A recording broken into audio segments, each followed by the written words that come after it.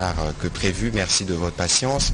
Vous savez que depuis dimanche dernier, nous sommes en séminaire du gouvernement qui a été clôturé tout à l'heure. Vous avez sûrement eu l'occasion de suivre les mots du président de la République prononcés à l'ouverture de ce séminaire, mais aussi c'est lui qui a été lu tout à l'heure par la Première ministre. Durant 3 jours, nous avons été ensemble pour discuter des principaux sujets qui concernent la mise en œuvre du programme d'action du gouvernement. Vous avez suivi le président de la République parler des effets tangibles ou des actions que nos populations attendent, des réponses. Et nous avons pris 3 jours, et d'ailleurs on n'a pas terminé parce qu'il y a toujours des sujets qui restent en suspens, qui feront l'objet de réunions particulières autour de la Première ministre pour nous assurer que nous avons bien calibré notre action, parce que nous sommes, tel que la Première ministre l'a dit, le gouvernement de la différence et le gouvernement du changement. Alors on disait gouvernement de warriors, je pense que la Première ministre a donné une indication sur comment notre gouvernement doit être perçu, parce que nous sommes engagés à le faire et nous avons signé un acte d'engagement à la clôture de 10 travaux, sûrement que beaucoup d'entre vous ont couvert ces activités.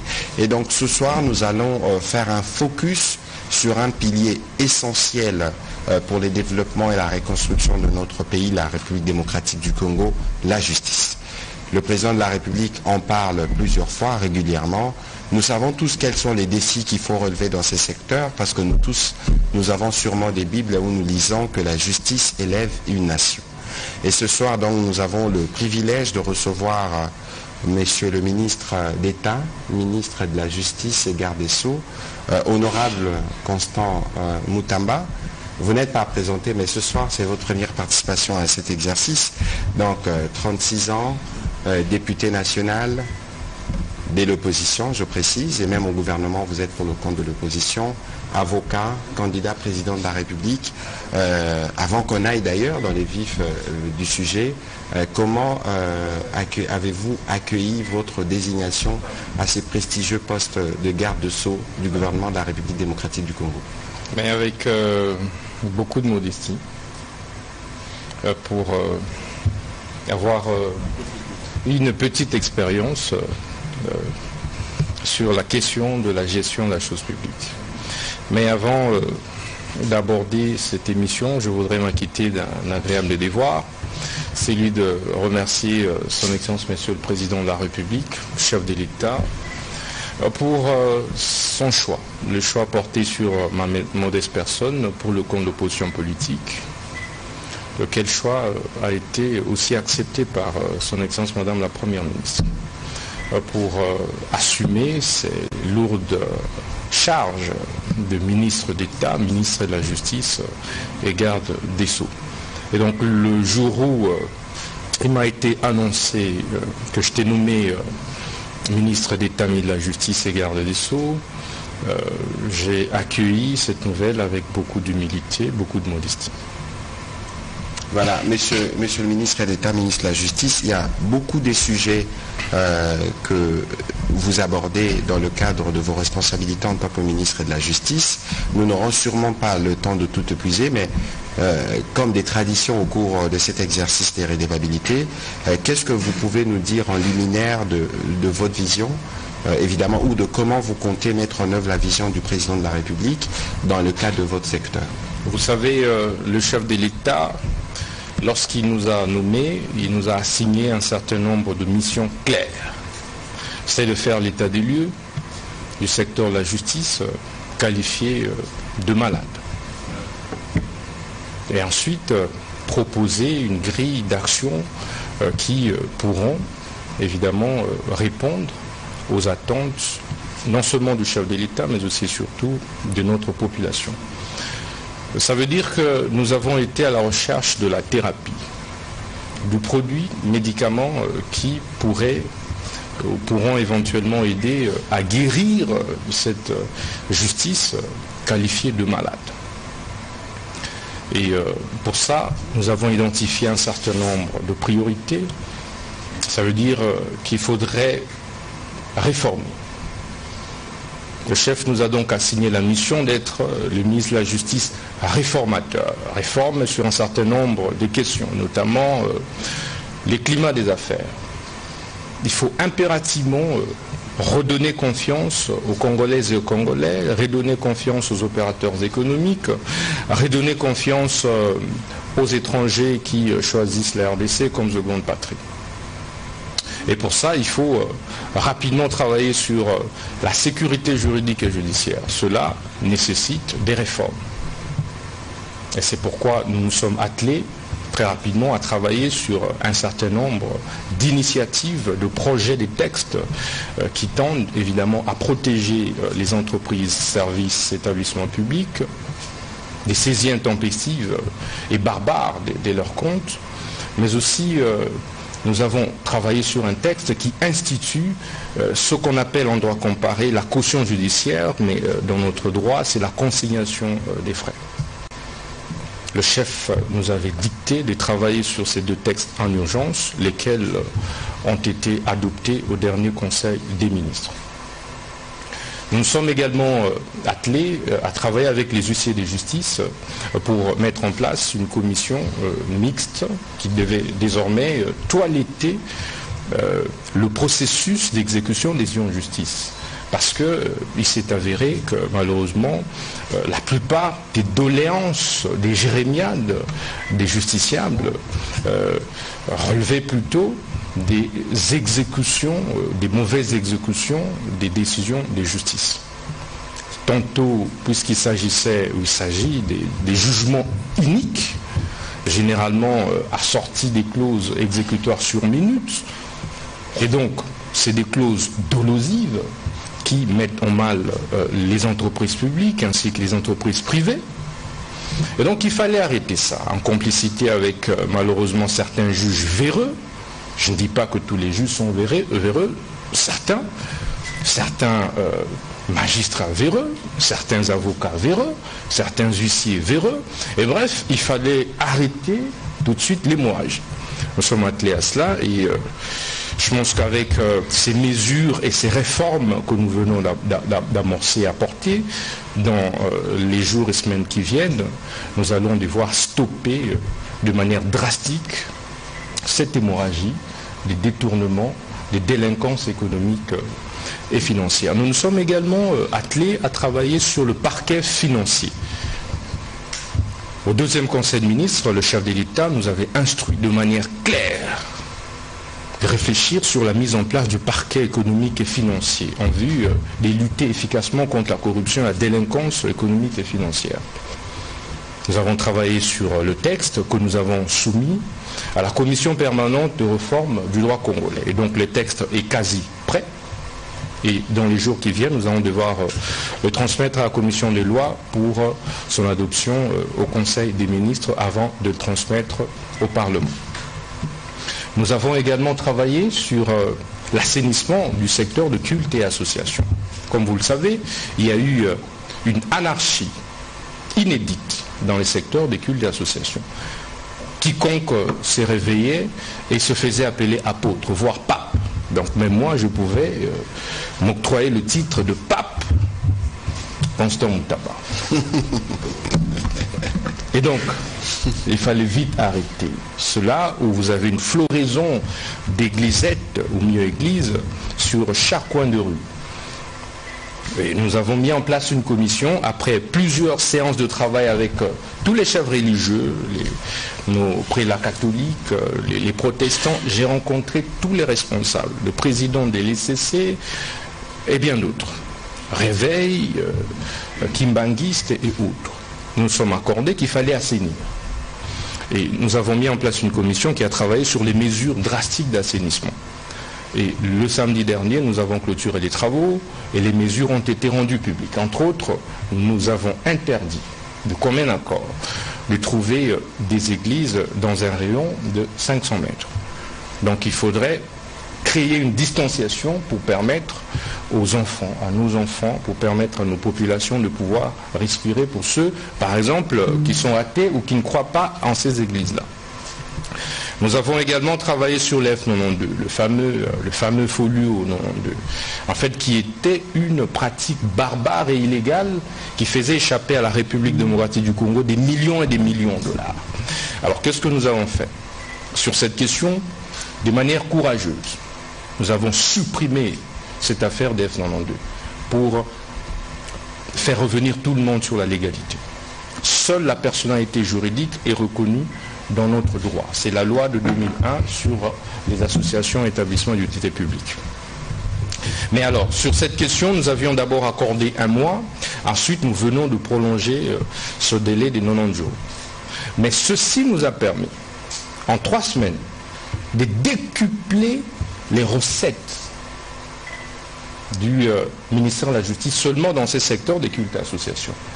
La semaine prochaine, au mieux d'ici la fin de cette semaine, nous allons devoir, après conciliation de compte avec la DGRAD, publier les chiffres que la République a captés à partir de cette réforme courageuse. Et ceci étant, nous avons décidé de signer des personnalités juridiques conformément à la loi. Et c'est ce que nous faisons maintenant. Et nous avons également instauré le système de permis d'exercice de culte. Tu ne peux plus te réveiller un bon matin, tu n'as pas fait la théologie, tu n'as aucun prérequis, et te faire appeler pasteur. Il y a eu beaucoup d'abus. J'ai reçu un appel divin. J'ai reçu un appel divin, comme vous l'avez dit. Voilà, j'ai reçu de la prophétie de Dieu, etc. Il y a eu beaucoup d'abus, beaucoup de couples se sont disloqués, beaucoup de foyers se sont altérés. Bref, il y a eu beaucoup de divisions sociales dues, entre autres, au phénomène église où vous avez constaté vous-même des pasteurs s'insulter sur les réseaux sociaux. Des pasteurs, il y en a même un qui m'a pratiquement apostrophé et tout. Et donc ça doit cesser.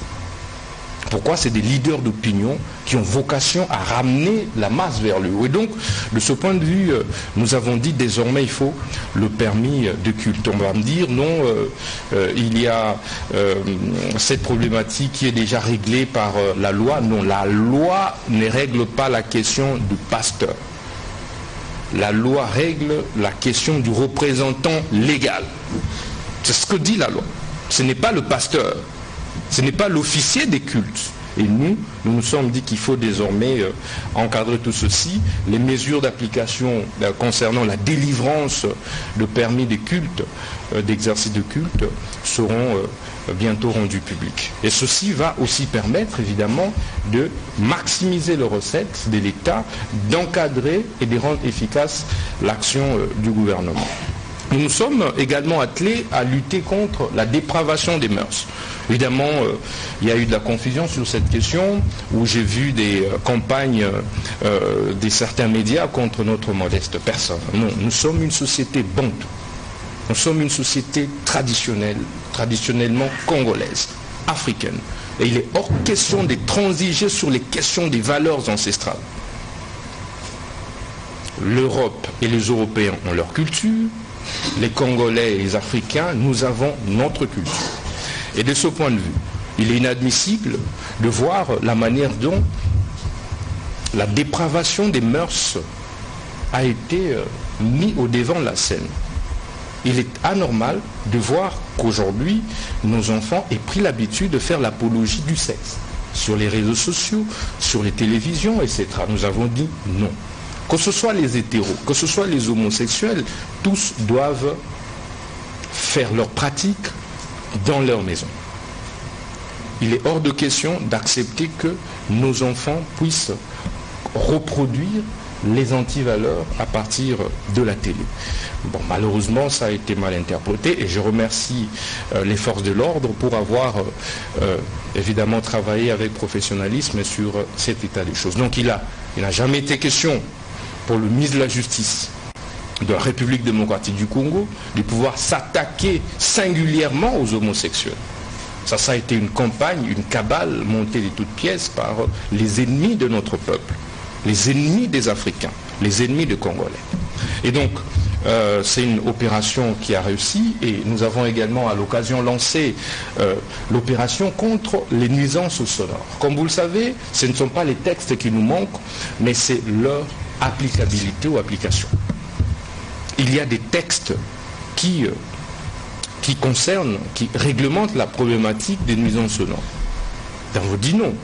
Il est anormal que nos enfants puissent étudier avec des bars à côté, qui mettent la musique comme bon leur semble, avec des églises qui mettent la musique comme bon leur semble. On ne dit pas question. Nous avons recouru et donc au texte qui est avant la question, qui protège les droits voisins, et nous avons donné des injonctions claires, aussi bien au procureur général près la Cour de cassation qu'aux autres services pour que ces lois soient d'application stricte. Ce qui a été fait, et c'est un processus en cours qui va s'étendre sur l'ensemble du pays. Et nous recevons les satisfecit, les applaudissements de la population, parce qu'il fallait du courage. Et donc, sur ce point-là, nous avons, comme vous le savez, réussi à tenter de moraliser en 3-4 semaines de notre gestion la société.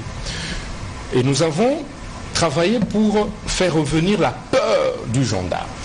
Parce que nous nous sommes aperçus que la problématique, le vrai problème du Congo, c'est les désordres et l'indiscipline. Nous sommes donc attelés, surtout sur le plan des détournements des deniers publics, à donner des injonctions claires, à ouvrir des enquêtes judiciaires claires, de sorte que les détourneurs des deniers publics, d'abord, désormais répondent de leurs actes, mais aussi et surtout aient peur de l'argent de l'État. Et pour ça, nous n'avons pas hésité, pour votre information, à pouvoir utiliser la police judiciaire de parquet, à recourir au parquet traditionnel, parce que au regard de la loi sur les juridictions d'ordre judiciaire, le ministre de la Justice a le droit de donner injonction au procureur général près la Cour de cassation ainsi qu'aux procureurs généraux. Et les parquets, les magistrats des parquets sont sous l'autorité du ministre de la Justice. Évidemment, il y a de petits débats à ce sujet et nous n'allons pas nous attarder dessus, mais nous avons mis en place un cadre de concertation pour qu'on ne crie pas à la violation de l'indépendance du pouvoir judiciaire. Nous avons également créé le sceau de l'État. Comme je vous l'avais dit, il manquait un sceau de la République, un sceau de l'État. Et nous nous sommes attelés à pouvoir créer un autre spécimen. Nous avons déjà d'ailleurs commencé à les livrer au niveau de différents services, au niveau national, mais désormais, plus aucun service de l'État ne devra utiliser un sceau fabriqué à Gambela ou fabriqué à Zambie. Il revient au ministre de la Justice et garde des Sceaux de pouvoir mettre à la disposition de tous les services de l'État, à commencer par la présidente de la République, la primature, jusqu'au niveau des administrateurs du territoire. Chose qui se fait déjà. Nous allons devoir présenter officiellement cela au chef de l'État parce que la commande de sceau de l'État a été passée à l'étranger. Et peut-être qu'il faut penser à conclure cette partie introductive pour permettre aux journalistes de poser des questions et d'apporter des éléments d'éclairage. Je vous en prie, je vais chuter. Sur le plan de l'amélioration des conditions de vie des magistrats, nous nous y attelons. Nous sommes conscients que nos magistrats méritent de travailler dans des endroits, dans des infrastructures qui soient adéquates. Nos magistrats ont droit à une prise en charge médicale adéquate, etc. Nous avons déjà mis en place une commission qui travaille sur ça. J'ai personnellement saisi le président du Conseil supérieur de la magistrature et nous y travaillons. Nous avons également, nous sommes également attelés à moderniser les services de l'administration. D'abord, en bancarisant tous les frais de justice. La commission a fini son travail. Plus aucune caution, aucun cautionnement, aucune amende ne devra être payée en liquide. Nous voulons capter tous les frais de justice qui étaient jusqu'ici, qui échappaient jusqu'ici à l'État. Et pour ça, les banques vont devoir mettre des guichets avancés au niveau de chaque juridiction, de chaque parquet, de chaque police judiciaire. Nous avons également travaillé sur la numérisation. Comme vous le savez, il faut désormais que le président de la République, le ministre de la Justice à partir de là où il se trouve, puisse voir quels sont les prisonniers qui sont entrés à Makala aujourd'hui. Parce que la difficulté que nous avons aujourd'hui, même avec les vieilles images qui ont été publiées, diffusées par TV5, c'est parce qu'il n'y a pas eu un système de numérisation de l'administration pénitentiaire et judiciaire. Et pour ça, nous avons travaillé également sur les désengorgements des prisons. Dès notre prise de fonction, nous avons visité de prisons et nous sommes effectivement rendus compte des conditions parfois difficiles dans lesquelles vivent certains prisonniers. Mais il faut avouer que sur le plan de la prise en charge, nos prisonniers mangent 2 à 3 fois par jour. C'est moi le ministre de la Justice. Je sais l'enveloppe qui est débloquée par la République. Monsieur le ministre, donc, je crois que sur ces sujets, il y aura des questions qui reviendront. J'attends. Et je pense aussi que dans le cadre de l'action que vous avez commencée, nous allons nous assurer que dans le cadre de cet exercice de redevabilité, que nous puissions voir, évidemment dans les conditions qui seront autorisées, de faire des tours dans quelques prisons pour nous assurer qu'il y a des efforts qui sont fournis pour améliorer les conditions carcérales. Et non, monsieur le ministre, si vous autorisez, nous allons... Je vais chuter. Allez-y, allez-y. Donc aujourd'hui, vous pouvez désormais entrer sur le site officiel du ministère de la Justice et Garde des Sceaux, où vous trouvez tout dedans. Ça n'a jamais existé. Tout a été numérisé. La question des certificats de nationalité. Savez-vous qu'avant, on délivrait nos certificats de nationalité aux étrangers. J'ai mis en place une nouvelle procédure de délivrance qui passe par la contre-vérification de la DGM et de l'ANER. Ceci nous a permis de dénicher autant de demandes de certificats de nationalité de la part des étrangers, s'il vous plaît. Et je pense qu'il y a eu une fuite d'ailleurs, la fuite d'une lettre de la DGM à ce propos. Donc pendant des années, nous nous sommes livrés à nous faire infiltrer nous-mêmes. Et j'ai arrêté ça. Nous avons également travaillé sur le front judiciaire national. Travailler pour voir dans quelle mesure accompagner les efforts de guerre de nos FARDC, les efforts diplomatiques du chef de l'État. Mais au niveau interne, comment? C'est évidemment en activant un certain nombre d'actions qui relèvent effectivement et juridiquement, légalement de notre pouvoir pour pouvoir faire reculer le Rwanda qui est notre principal agresseur. Faire reculer les traîtres de la République que vous connaissez et je pense que nous aurons l'occasion d'y revenir. Voilà, monsieur le ministre de la Justice, il y a tellement à dire dans votre secteur.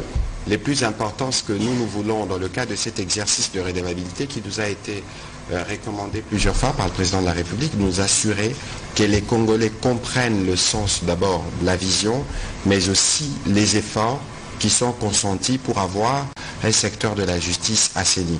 Alors on va commencer cette partie des questions avec M. Amédée Moirabou, qui sera suivi de M. Oscar Mbal. Avancez s'il vous plaît une question pour être sûr que nous en récoltons les maximums. S'il vous plaît.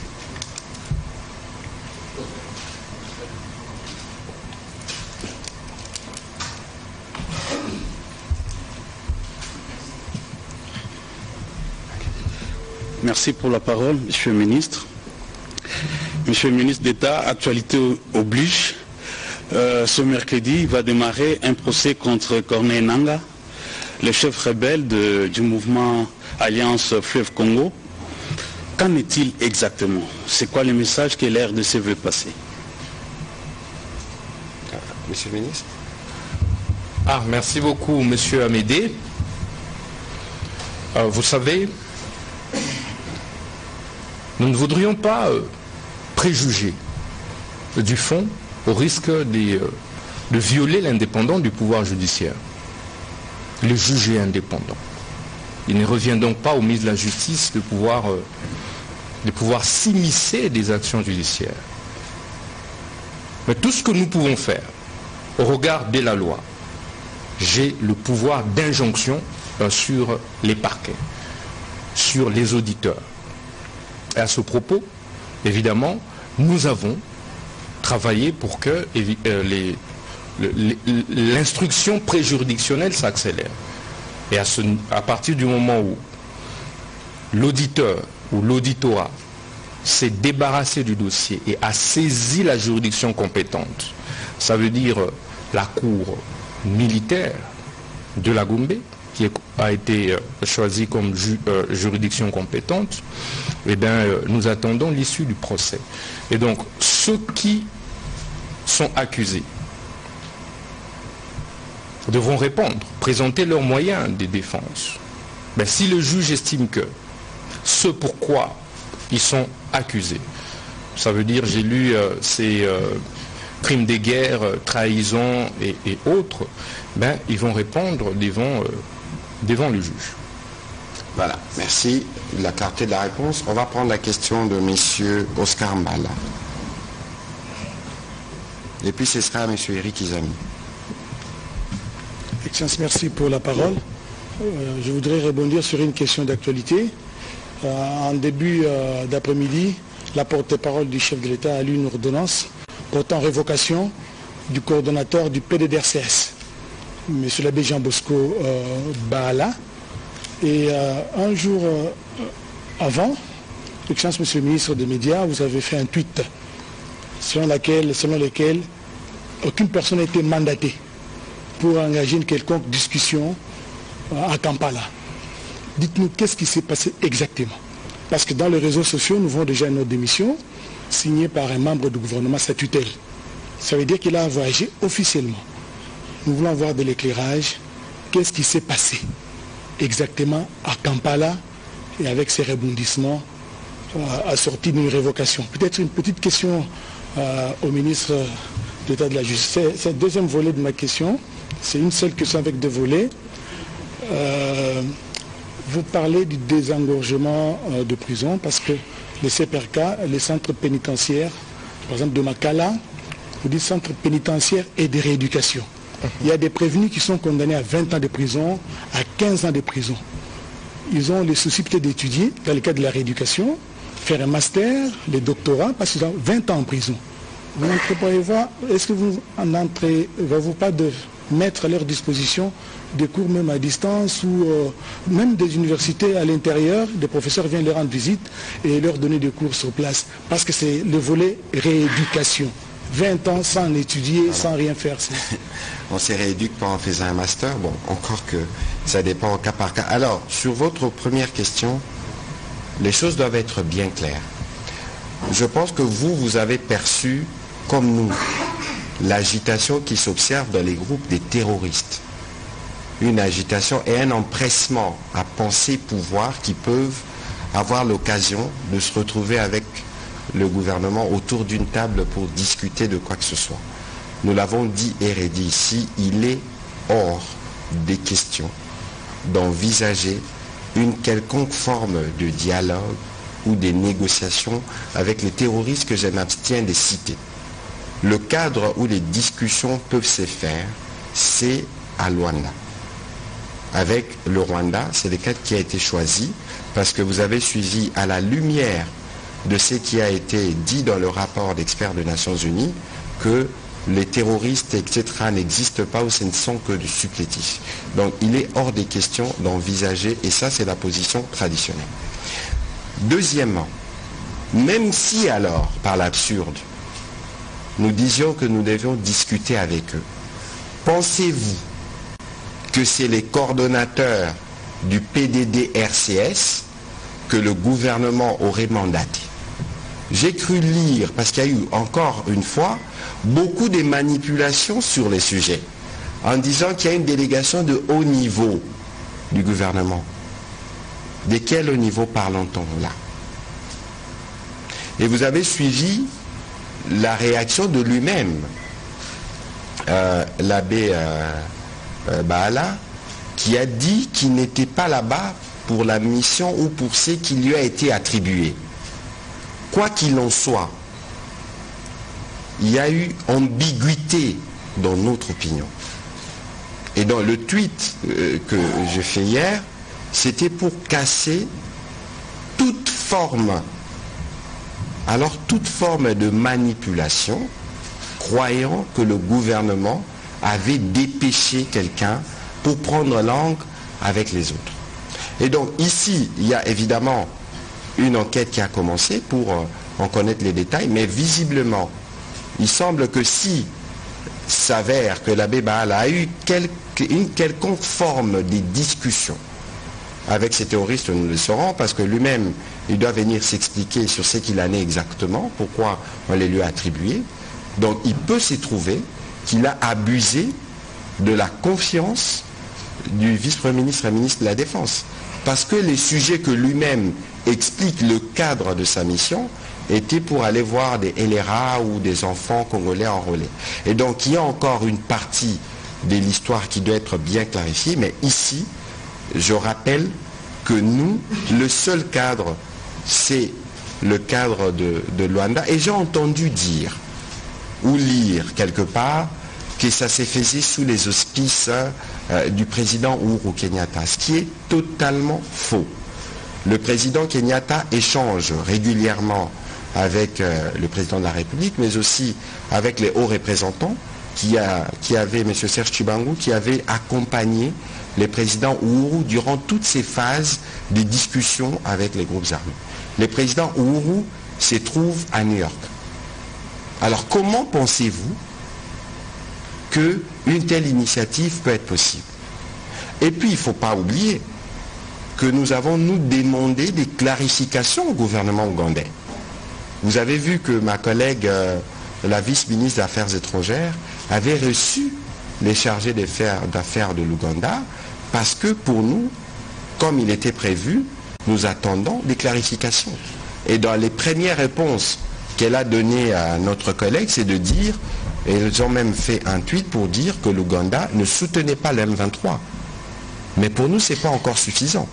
Nous devons être clairement édifiés sur tout ce qui a été dit dans le rapport des experts des Nations Unies. Ce n'est qu'en ce moment-là, parce qu'il y a des contacts entre les deux pays, qu'on pourrait envisager, pourquoi pas, de recevoir ici une délégation de l'Ouganda qui viendrait pour ceci ou pour cela.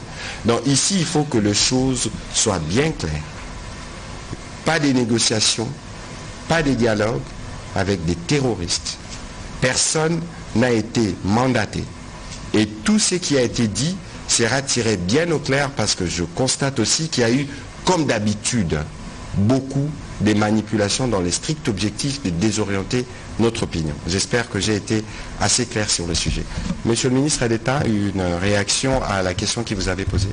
Merci, Monsieur le ministre de la Communication. Rapidement, avant de pouvoir répondre à votre question, je voudrais rappeler que dans l'affaire qui va demain opposer l'auditeur supérieur avec les groupes de Corneille Nangaa, il s'agit d'une procédure par défaut pour certains et contradictoire pour d'autres.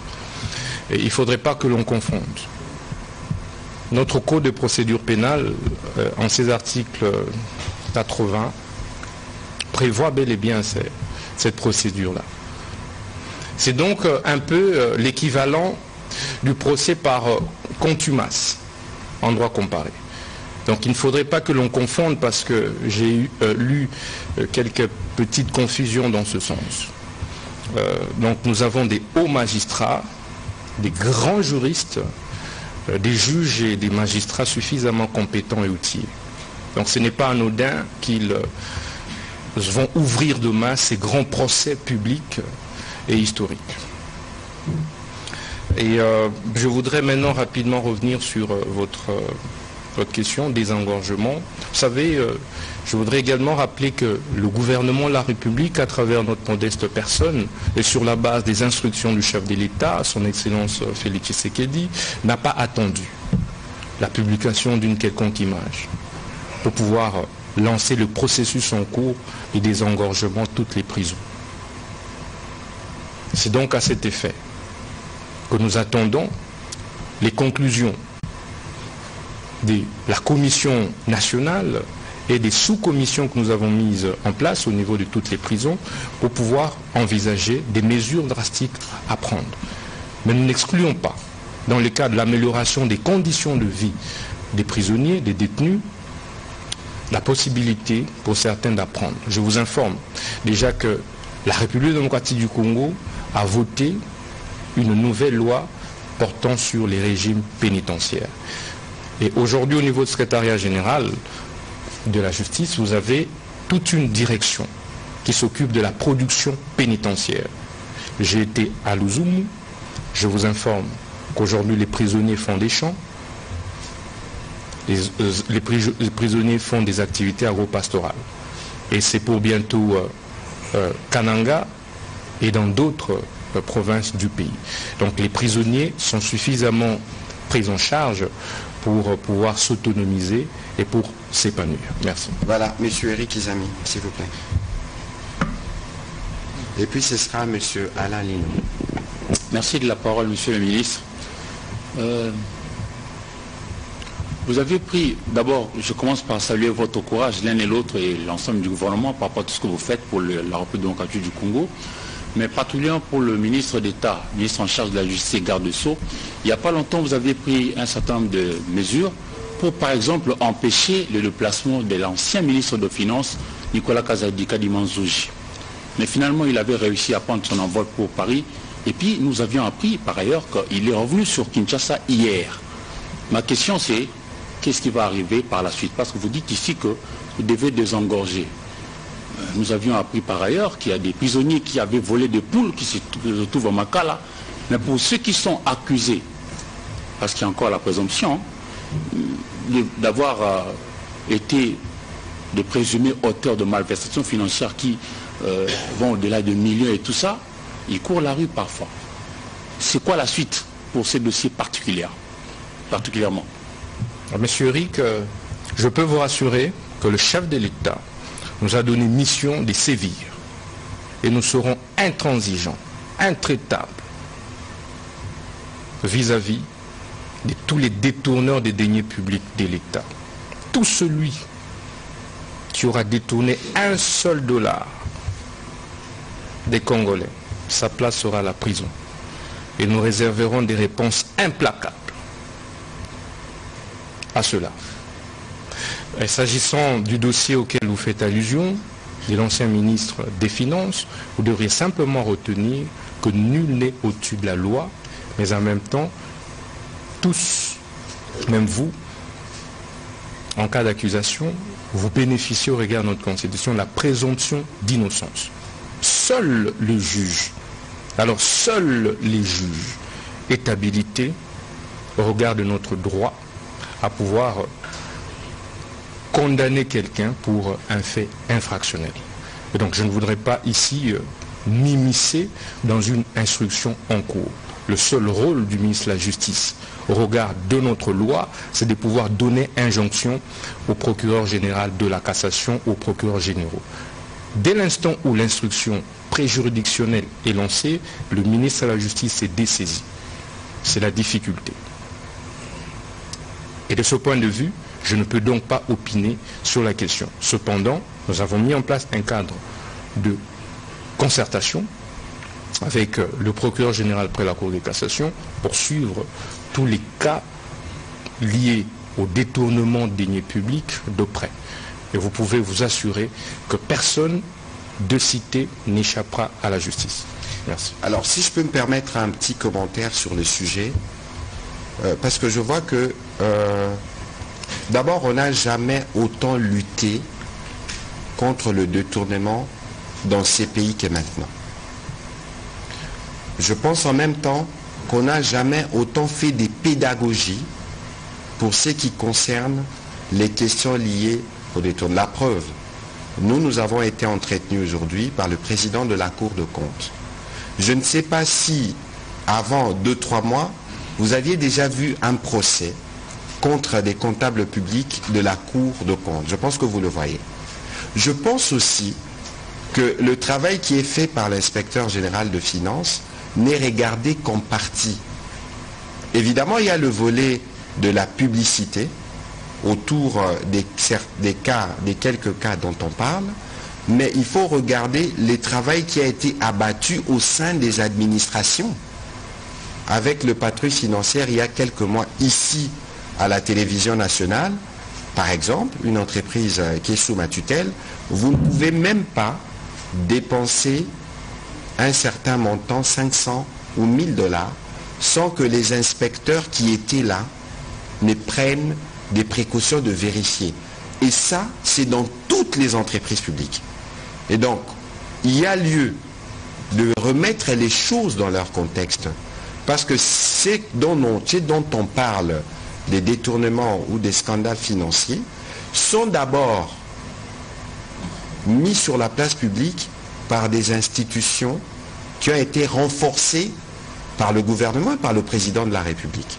Donc il faut considérer que dans tout ce qui est dit, encore que le ministre de la Justice l'a dit ici, lorsqu'il y a des cas qui sont révélés dans l'opinion, il appartient à la justice de venir déterminer les culpabilités. Mais cette tendance de voir comme une forme de récupération politicienne sur ce sujet me pousse à vous dire, comme professionnel des médias, il faut aussi refaire alors le tour de toutes les entreprises publiques et regarder comment ces entreprises sont dorénavant gérées.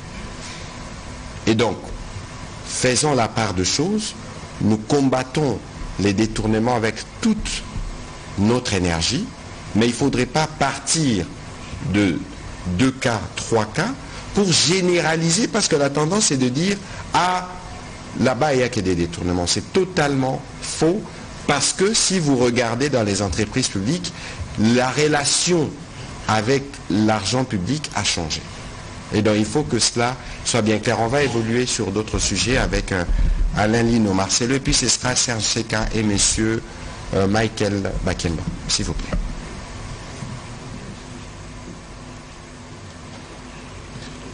Bonsoir, merci. Alain Lino Mwamba pour Digital Congo. Félicitations, excellence pour votre nomination. Merci Alain. Une question pour vous. J'ai même lu un article de presse un peu qui dérange un peu, Constant Moutamba, le populiste. Alors, vous avez ici dressé les grandes lignes des missions qui sont assignées à votre mandat. Je vais peut-être parler de numérisation de l'administration de justice, mise en place de nouvelles mesures de délivrance de certificats, conditions de vie des magistrats, plus d'amendes en justice payées physiquement. On a comme l'impression que vous voulez tout arranger du coup, alors qu'il y a beaucoup de choses à faire. Et c'est un très grand chantier. Et beaucoup craignent que vous vous éparpillez un peu. On ne sait pas combien de temps a ce gouvernement sominois. Peut-être que le temps ne sera pas assez en votre faveur pour trouver des solutions. Parlons par exemple du désengorgement. Il faut peut-être construire des nouvelles prisons, en dehors de laisser partir des prisons les personnes qui atteignent presque le délai de leur sentence. S'il faut prendre quelques prisonniers, emmener à l'intérieur du pays, il faut moderniser les prisons, parce que même à l'intérieur du pays, les prisons sont pleines. Les moyens, est-ce que vous en avez? Est-ce que il ne vous faudrait pas peut-être viser les grandes priorités pour bien faire? Voilà. Merci Alain. Très rapidement, constant populiste, je dirais d'abord il faut des actions qui confortent la population. Nous sommes dirigeants, nous sommes gouvernants exécutifs pour agir en conformité avec les attentes de notre population. Si c'est en cela que vous qualifiez constant populiste, eh bien je le suis. Mais sur la question des résultats, je viens de vous annoncer que le chef nous a instruits sur des réformes courageuses. Et nous avons pris des textes courageux. Je pense que M. le ministre de la Communication a repris cela dans les comptes rendus du gouvernement. C'est un secret des polichinelles aujourd'hui. Donc d'ici la semaine prochaine, vous allez ressentir les effets de ces réformes courageuses. Je vous ai parlé de la numérisation, mais entrez sur le site du ministère de la Justice. C'est une réforme majeure. Je vous ai parlé du certificat de nationalité. Mais vérifiez. Elle est à la DGM. C'est ça du populisme. Je vous ai parlé que la suppression du F92 a fait décupler les recettes au niveau du ministère de la Justice. Mais allez vérifier. Et donc, bref, c'est des mesures concrètes. Seulement, le chef de l'État ne nous a pas nommés pour des discours.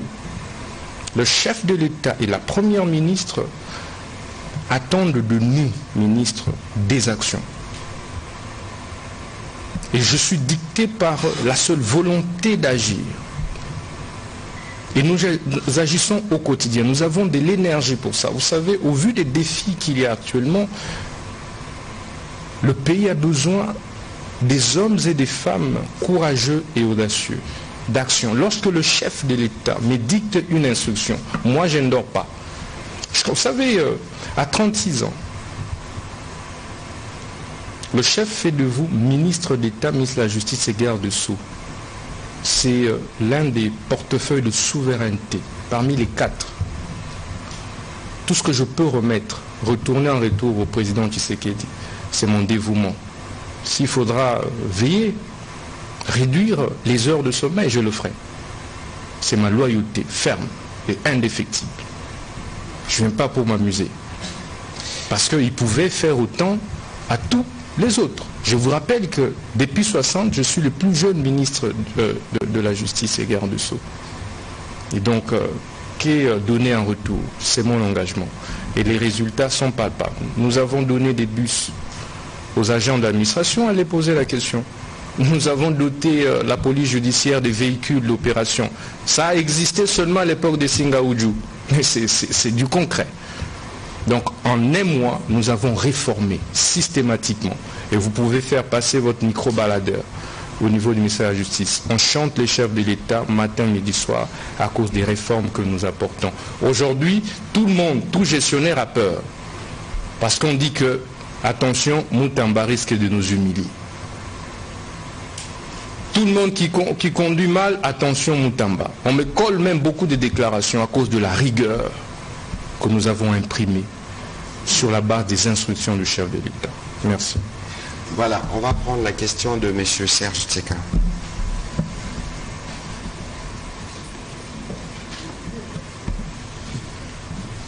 Merci pour la parole, Monsieur le ministre de la Communication. Merci aussi au ministre de la Justice et garde des Sceaux. Merci aussi au ministre de la Justice et garde des Sceaux. Je salue votre activisme et beaucoup d'énergie et je vous le souhaite en tout cas pendant votre mandat. J'ai noté que vous voulez aller en lutte contre les détournements et tout cela en instituant très prochainement de parquet financier. Mais maintenant, nous avons la Cour des comptes qui a aussi un parquet en son sein qui peine à commencer certaines affaires. Comment vous pouvez penser aller plus loin pendant que déjà avec la Cour des comptes, il y a quelques soucis en rapport avec quelques affaires en cours? Et juste une toute petite question. Améliorer la condition des magistrats, c'est bien, mais le personnel, toute la mécanique qui travaille pour que la justice soit rendue, pose problème aussi parce qu'il y a des cabinets de certaines cours sortants qui n'ont jamais été payés. Je pense ici à la Cour de cassation, le cabinet sortant, les membres ne sont pas payés, ils en souffrent. Si vous pouvez aussi regarder dans ce sens-là, c'est aussi ça, améliorer la justice. Merci.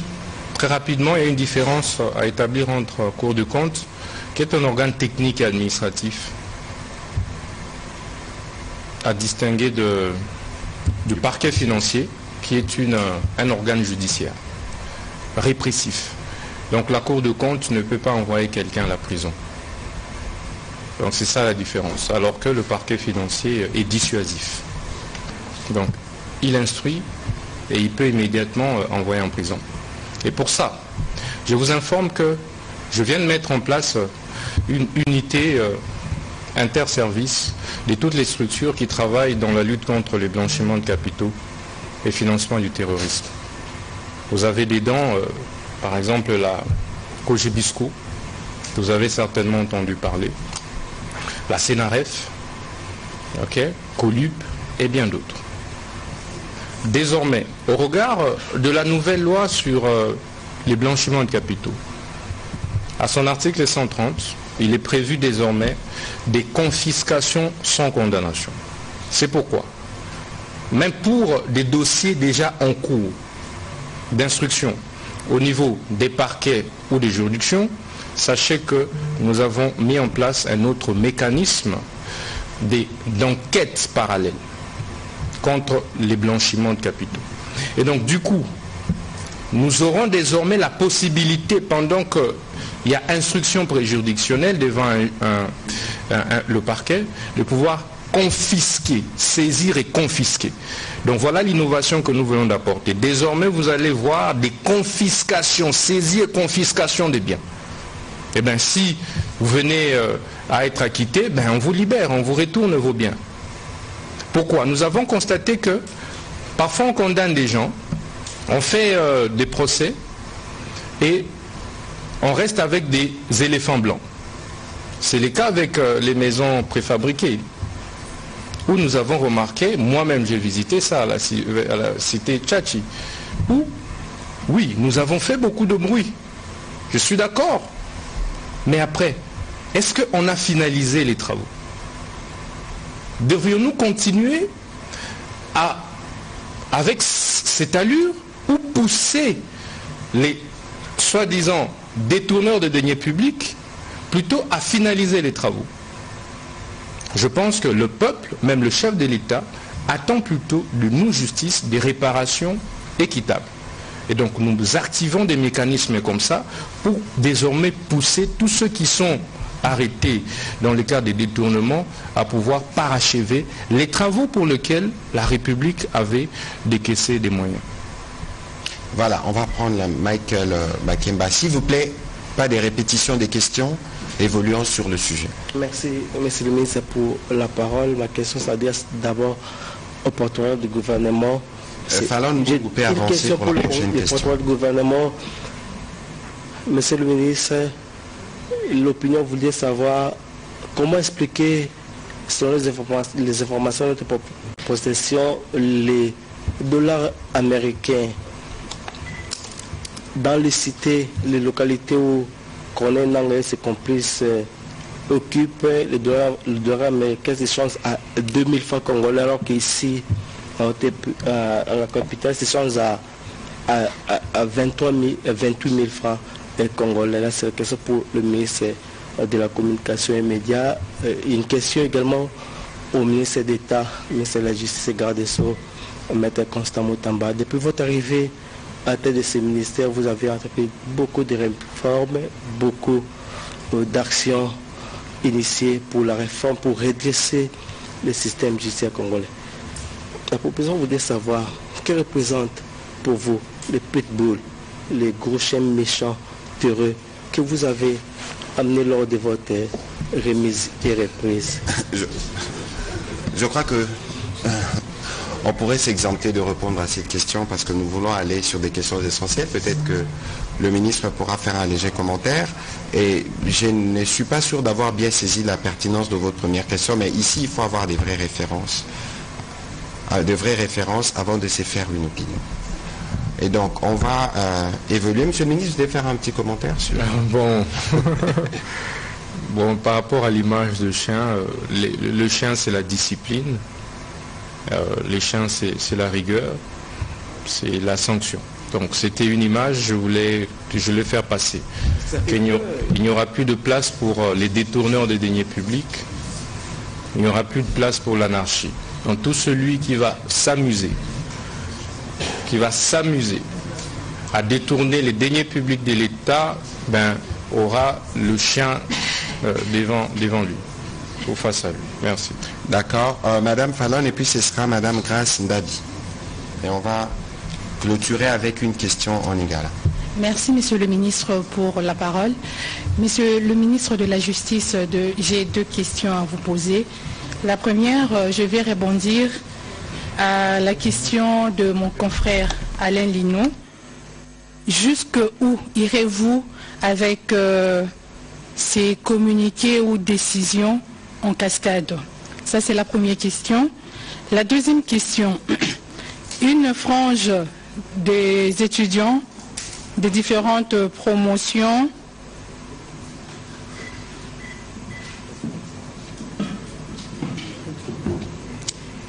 je disais une frange des étudiants des différentes promotions de médecine allant de 2017 à 2018, j'en passe, cherche à intégrer l'ordre de médecin, mais il se pose une condition, celle de passer au test. Or, selon l'ordonnance portant création de l'ordre de médecin, ces fameux textes n'existent pas.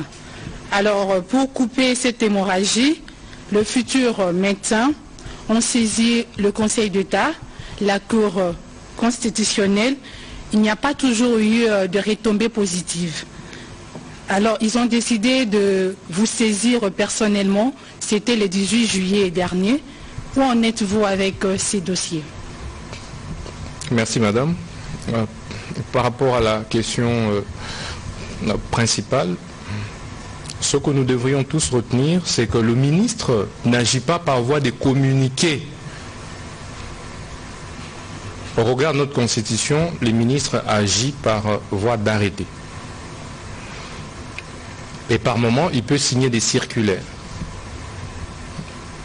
et des instructions, selon le cas, pour organiser le service interne qui relève de son ministère. Les communiqués relèvent plutôt du service de communication du cabinet du ministre. Dans tous les communiqués que vous voyez là circuler, ce n'est pas le ministre. Puisque la diffusion des documents officiels est une infraction. On ne peut pas balancer sur les réseaux sociaux la signature du ministre d'un document officiel signé. C'est pourquoi, généralement, on résume une décision forte que le ministre a prise, soit par voie d'arrêté, soit qu'il a signé une circulaire ou instruction.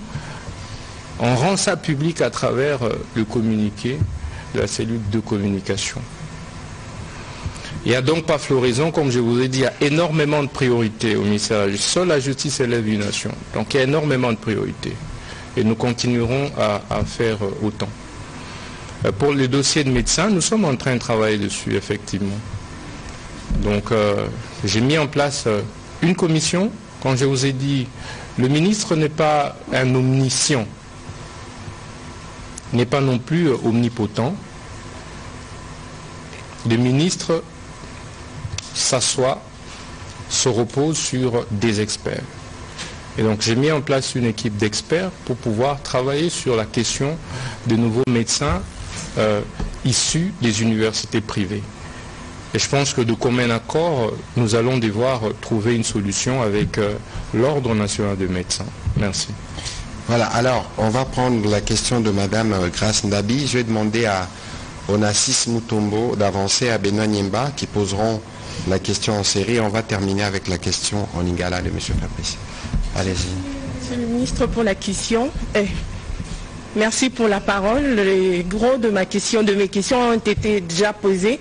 Mais monsieur le ministre d'État, votre détermination, engagement, vu par certaines personnes comme de la fuite de la jeunesse, vous êtes engagé à guérir notre justice de sa maladie. Est-ce que vous serez déterminé jusqu'à la guérison de cette justice? Vous allez garder l'allure? Merci beaucoup, madame. Donc, comme je vous ai dit, j'exécute les instructions. Je suis comme une mule.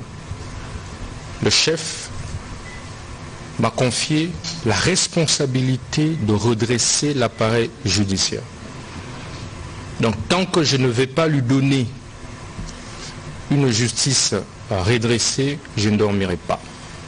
Et je vous informe que Patrice Emery Lumumba, que nous célébrons tous comme héros, est décédé à 36 ans, donc à mon âge. J'ai donc le choix entre sortir par ce ministère, sortir de ce ministère par la petite porte, ou profiter de l'opportunité que le chef m'a donnée et entrer dans l'histoire, et qu'un jour l'histoire, les générations futures diront que voilà, nous avons connu un ministre de la justice, comme aujourd'hui on parle de Singaoudjou, de Kengo Adondo et bien d'autres. Voilà, on peut essayer de nous focaliser sur les questions qui concernent le travail du ministre. Monsieur Onassis Mutombo, allez-y s'il vous plaît. Merci monsieur le ministre. Juste une question au ministre de la Justice. Certains artistes pensent qu'il est temps de supprimer la Commission nationale des sanctions des chansons. Quel est votre avis? Nous travaillons sur ça avec la collègue ministre de la Culture et Arts. Je pense qu'il serait prématuré d'aborder les choses sous cet angle-là. Après un état des lieux profond, nous nous ferons une idée de ce qu'il faudra réellement apporter comme thérapie au problème de la commission de censure. Merci. De toute évidence, il est prévu une concertation tripartite entre le ministre d'État, le ministre de la Justice, le ministre de la Communication et de la ministre de la Culture qui interviennent dans les traitements de cette question sur la censure. Peut-être que les mots censure ne paraissent plus très adaptés pour certains. En tout cas, d'après ce que la ministre de la Culture m'a dit, nous allons continuer les réflexions. Le moment venu, nous communiquerons à ces sujets. Mais rapidement, une question de M. Tfredici dans la salle, Monsieur le ministre. Il y a 500, je la pose à sa place, il y a 500, vous dites que les églises ne peuvent pas être séparées de 500 mètres, mais quid de celles qui existent déjà et qui sont voisins, justement? Comment vous allez arbitrer ces cas de voisinage, si on peut se permettre? Ben, je crois que notre Dieu est un Dieu d'ordre. Et de ce point de vue, nous sommes pour la liberté de religion. C'est consacré dans nos lois, dans notre Constitution. Mais nous voulons simplement éviter l'anarchie. Voyez-vous qu'il y ait des églises qui se suivent comme c'est le cas aujourd'hui. Ça crée les désordres, ça crée l'anarchie. Et le cadre de concertation que nous avons mis en place avec les grands chefs religieux réfléchit sur les mesures d'application de cette mesure, de cette circulaire. Et ces mesures-là seront rendues publiques. Nous avons accordé un délai de 90 jours pour que les églises puissent se conformer. Et avant ces 90 jours, nous aurons déjà finalisé et nous rendrons publiques les modalités d'assainissement et de mise en application de cette grande mesure-là. Mais je crois qu'il y a un élément essentiel que tout le monde doit intégrer. Il y a un processus des réformes qui a été engagé, des décisions ont été prises, en tout cas la ligne a été tracée, mais c'est des choses qui ne se feront pas de manière automatique. On vient, on impose, tout de suite il y a ceci, tout de suite il y a cela, parce qu'il y a une situation antérieure, un contexte qui a conduit à tout ça. Ici, au-delà de ceux qui sont pris, de ceux qui sont annoncés comme mesures, il y a un cadre de concertation qui permettent de définir un délai minimum. Nous étions avec la première ministre Judith Souminois à Goma où plusieurs ONG humanitaires lui ont posé la question, c'est qu'ils adviendraient parce qu'on a supprimé l'R92. Je crois qu'il y a un processus de concertation qui doit permettre aux uns aux autres de comprendre la volonté du gouvernement, de remettre de l'ordre dans ces secteurs. Et je pense, comme il a dit, Dieu est un Dieu d'ordre. Tous les hommes des dieux pourront souscrire à ces principes qui leur permettra d'ailleurs de bien exercer leur travail d'encadrement spirituel. Alors, M. Benoît Nimba, il me semble que votre question, il y a une réponse qui a déjà été donnée en liminaire sur les sceaux, justement. Non. Donc, en fait, on est sur un projet de reportage sur l'existence des communautés LGBT à Kinshasa. Excellence, Monsieur le ministre, depuis votre dernière sortie où vous parlez de la communauté LGBT, certaines de ces communautés ont peur même d'évacuer à leurs occupations ordinaires. Alors, la question de savoir, aujourd'hui, si la police a arrêté un des membres de communauté LGBT à Kinshasa, ils seront traités comme qui? Un criminel ou comment? Parce que, c'est que je sache, la constitution congolaise jusqu'à présent n'interdit pas et n'autorise pas non plus l'existence de cette communauté. Deuxième question, rapidement, Excellence. Aujourd'hui, si vous allez visiter quelqu'un à Makala, vous devez payer des sous moyennant le jeton et le sou. Est-ce que c'est légal? Merci. Monsieur le ministre. Ok, merci beaucoup. Je pense que j'ai répondu à votre question à l'entame de mes propos. Le gouvernement de la République, à travers le ministre de la Justice, ne s'attaque pas aux homosexuels. Je l'ai dit. Nous voulons assainir les mœurs. Nous voulons moraliser la vie publique. Je pense que cela nous concerne, nous, aujourd'hui, et même les générations futures. Ce que nous réprimons, c'est l'apologie de la dépravation des mœurs, des antivaleurs à caractère sexuel en général. Indistinctement. Ça n'est pas que les homosexuels, même les hétérosexuels. Il est anormal qu'aujourd'hui, nous retrouvions nos enfants, nos petites sœurs, nos petits frères, des jeunes, faire autant l'apologie du sexe sur les réseaux sociaux, sur les rues. Nous disons que si vous voulez recourir à des pratiques de cette nature qui dépravent les mœurs dans la société, ben, il faut le faire dans vos maisons. Et sur cette question, les lois de la République sont claires. Il y a des infractions liées aux outrages aux bonnes mœurs. C'est le code pénal qui le dit. Donc nous ne sommes pas ici en train de parler de l'homosexualité ou quoi, non, pas du tout. Donc aucun homosexuel ou hétérosexuel ne sera arrêté sur la place publique simplement parce qu'il est. Parce que ça ne s'écrit pas sur le front. Voilà, il n'y a pas de réponse plus claire. On va prendre la question à Lingala. Monsieur le ministre d'État, il y a une petite question que j'ai reçue sur le fonds Frivao qui ont été payés par l'Ouganda comme dommage intérêt à la République démocratique du Congo. Qu'est-ce qu'il en est aujourd'hui? Merci. Lorsque j'ai pris mes fonctions, j'ai procédé par une méthode simple. C'est faire auditer tous les services, tout ce que j'avais trouvé. Question de dresser un tableau réel de l'état des lieux, de ce que j'ai trouvé. Faire rapport à la hiérarchie afin d'envisager des mesures d'action. C'est ce qui a été fait dans beaucoup de secteurs, y compris dans les secteurs de l'indemnisation des victimes de la guerre de Kisangani, dont moi-même je suis victime. Donc la guerre de Kisangani, je l'ai vécue. Donc la date du 2 août 1998, moi je connais cette date-là par cœur. Donc nous avons décidé de geler tout mouvement débiteur dès notre prise de fonction. Cet argent jusqu'ici n'a pas été détourné tel que les gens le disent. C'est une désinformation que je dénonce et malheureusement de la part, selon ce que j'avais lu, entre guillemets, du ministre des Finances ougandais.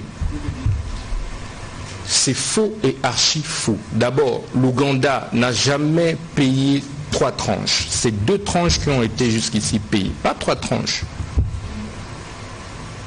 Et de ces 2 tranches déjà payées, ça ne représente pas le montant que le ministre ougandais, qui est dans une stratégie de distraction et d'intoxication, a voulu inoculer dans l'opinion. Nous allons recevoir les rapports, je pense probablement demain. L'IGF nous a fait part et les travaux vont reprendre. Les victimes de Kisangani seront indemnisées. Les travaux pour lesquels ces fonds ont été destinés seront réalisés. Alors, ici, il faut rappeler que l'Ouganda a été condamné par la Cour internationale de justice à des frais de réparation d'indemnisation de l'ordre de 365 millions de dollars, si mes souvenirs sont bons, payables en 5 annuités. Et les annuités sont dues à chaque mois de septembre. Donc il y en a eu pour l'année dernière, 2023-2022. Voilà. Et donc le prochain mois, c'est en septembre qu'ils paieront la 3e tranche et que tous ces fonds serviront strictement à réparer des dégâts causés par les victimes de ce qui s'est passé. D'ailleurs, Monsieur le ministre d'État, cette année, je pense que la cérémonie du Génocos, nous la ferons à Kisangani. Alors, on va prendre la dernière question en Lingala. Fabrice, Ozamana Souka Morolia Mingite, Mutuna Yamukuse, ministre au Etali Makambe à justice au Kolobaron en Lingala, Ape Sabiyano, Bande Kovazo Dandananda. Matundi Mingi Thomas Patrick Mouyaya, solo, moi, Mitune Ali Ebele, mais Torozata, Mibale, pour Nakotuna. Ntoma koangela kamambia bosembo ekolo Congo démocratique qui solo bosembo nde etombolaka ekolo tomoni elenge Thomas Constant Mutamba otelemi na bopikiliki mpona kosembola mpenza bosembo ekolo Congo démocratique mais wana tomoni mwana mboka Gilles Alingeti oyo tikotanga kombo ya IGF na mosala wali kosala nkumu ekolo Congo démocratique abetaka maboko Zambie Cour des comptes alobi yepe azala mwa mbilinga kuna sengeli ayoka inanu soki pe mwa mbilinga ezali babwaki na makala yo yambi esango wana ndenge nini ya mibale ezali masolo beti ya nanga esengeli basambisa nanga awa na ngombo mokonzi Kisasa ata bokondane bwana makasi ya kosimba ye bokosimba ebe wapi na Thomas Patrick Muyaya oyo akoyangelaka mambi ya bitando solo Thomas akoyangelaka mambi ya bosemba lobi bato bakobebisa éducation ya bana na banzela ya bitando na banzela ya TikTok ya Facebook mbano nini oyo kozwa po na kopesa etumu na bato wana bakobinaka obe mitakala na ba TikTok na ba Facebook bana na biso to kotikelaka ba telefone nyonso bakotalaka yango bakopratike bokomona teke bokobebisa société matondi mingi. Monsieur le ministre d'État Azo Yanola, ngana ko Yanola nasuka. Natondi obutondi ndeko. Mais likambo ya IGF na Cour de compte etali ministre de justice te.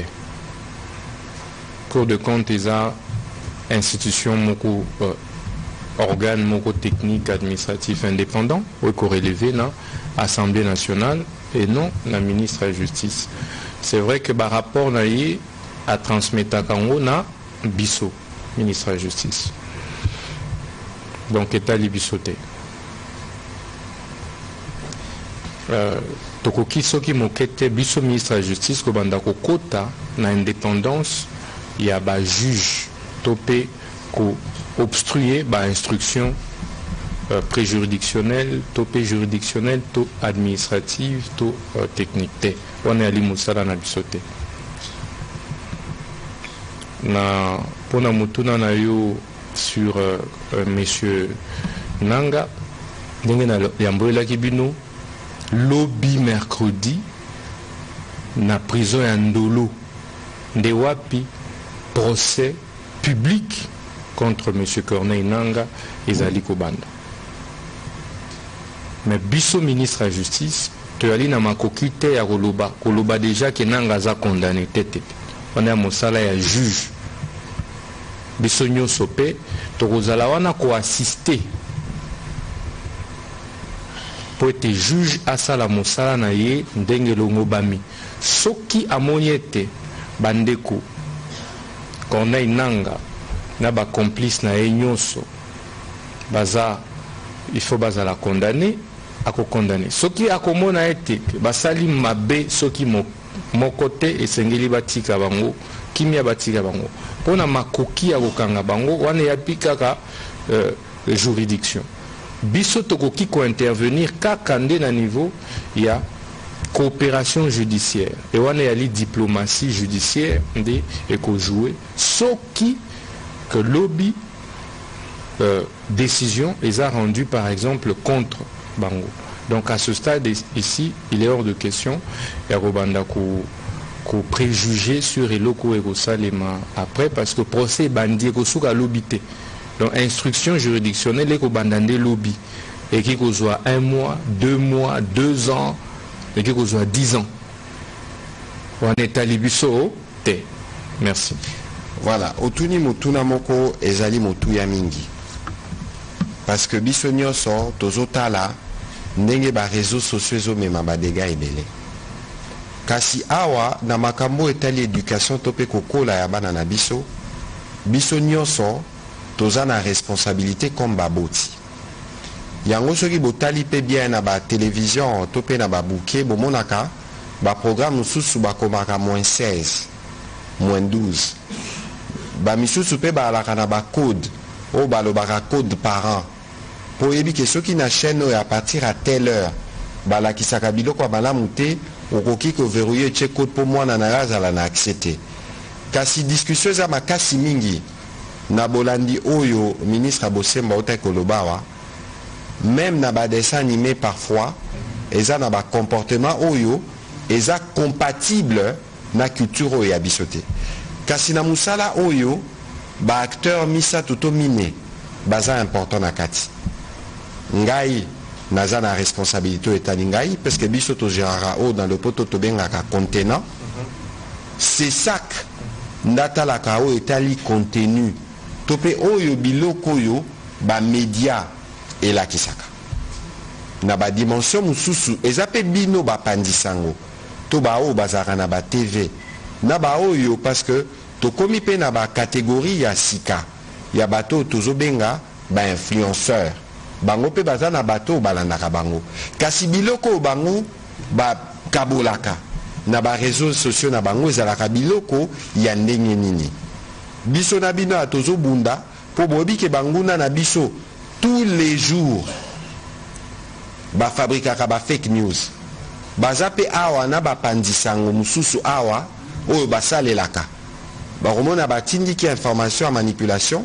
mutu alekisango bokanisi eza information normale mais soki okeyi otali na nsima okomona keza lokuta nga moko naza victime nango oyo bakozwa olobaki boye na makambo ya Uganda olobi basala clarification mais bamisusu basali video bakomi basali na montage balobi ya ministre Muyaya adedwane makambo ya Uganda mpona koseme confusion na mito ya bakongolais yango rôle na bino eza crucial mpona kovérifie na badimension etali oyo ya biso mais mpona kotala responsabilité oyo ya bino biso mingimingi lere tozokola tozalaka na OZRT tozalaka kaka na chaîne moko chaîne nationale kasi lelo bana na biso baza na basollicitation ebele na cadre ya mandat na biso oyo ya sika oyo président na premier ministre bapesi biso responsabilité tokokontinue mpe mosala ya salubrité médiatique mpe na ndeko na ngai Christian Bosemena Sesak tokotala na ye ndenge tokotravaille siko dimension oyo biso il faut to intégrer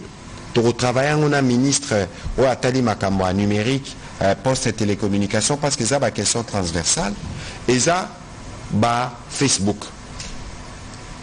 TikTok il faut tout solo là na ba responsable nango ba kambi nango pour ceux qui biso pe to moni ki elekisi to ko kipe ko katango comme ça to protéger banana biso. Donc on a nyonso pour na biso c'est une urgence absolue. Il y a ko travailler na ba responsable nyonso wana ba réseaux sociaux muto ko sabinoté. Les États-Unis na habité ceux qui basi ba bannir bango pe bazaye ko prévoir ko bannir TikTok. Bon mona peke na Europe mobimba bakanga Russia TV. Chaîne à ba Russie pe bakanga. Donc kasi mukolo biso to ko télématologie chaîne oyo toujours kanga yango. Bo télématé. Bon, le beau violation à la liberté d'expression toki-toki-nini. Parce que biso nde toza ba gardien. Il y a ba valeur où il y a biso. Biso nde pe toza ba gardien, il y a ba éducation où il na biso ba kozwa. Na rosilisa na kolobabo. Bomoni na gouvernement oyo toza na ba mama mibale. Mineta ya EPST, Madame Raissa Malou. Aza ministre ya éducation na nouvelle citoyenneté. Toza pena ministre ya jeunesse et éveil patriotique, Madame Noëlla Ayeganagato, voilà, j'ai bien dit les noms. Yepe Azana, composante, il y a éveil patriotique. Na éveil patriotique, na nouvelle citoyenneté, na communication, toujours travailler ensemble. Pour na mikolezali koya toko sale la kakabino, na bakano na bino. Poto loba, citoyenneté zanini. Éveil patriotique et zanini. Comportement nini biso tozozela na ba congolais pour na kotala ndenge nini lobby biso nyonso to me ma contribution pour Congo kende liboso. Donc kasina wana na ba boti na ba pandisango na biso nyonso il faut to chama boko to s'assurer que to protéger banana biso nde bongo to ko préparer à venir, il y a école na biso mobimba. Je pense que la réponse a été claire. Monsieur le ministre d'État, ministre de la Justice, on a terminé cet exercice de redevabilité. Est-ce qu'il y a un petit mot que vous pouvez dire en guise de conclusion? Non, ça va. Si vous ne l'avez pas, tant mieux. Merci beaucoup à vous, messieurs et dames de la presse. J'ai vu qu'il y avait d'autres questions. Notamment, j'ai vu M. Eric qui avait des questions, encore M. Martin Moudimbi. Nous aurons d'autres exercices de rédévabilité, pas seulement avec le ministre d'État, ministre de la Justice, mais d'autres collègues viendront où nous aurons l'occasion de répondre à vos questions pour édifier ceux qui nous suivent à la maison. C'est pourquoi nous travaillons. Monsieur le ministre d'État, merci de votre participation et bonne soirée chez vous. Merci.